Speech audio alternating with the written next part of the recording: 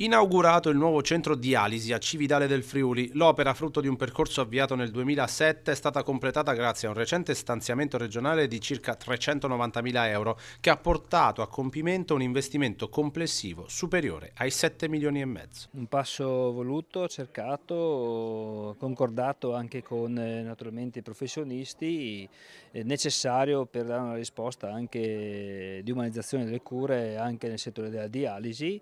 Da tempo aspettata su questo territorio, ricordo che il contributo risale al 2010-11, quindi insomma tanti anni fa, quindi un buon risultato per ASUFS ma soprattutto per gli utenti della dialisi.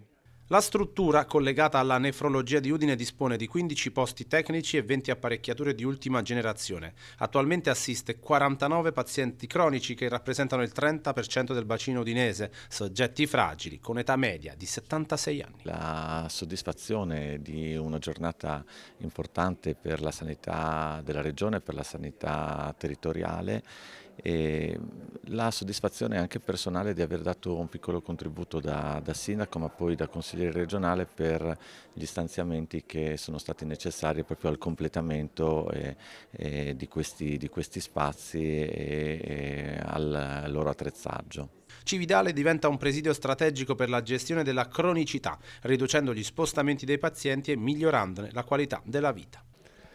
Come tutte le scelte che vanno incontro alla trasformazione del sistema.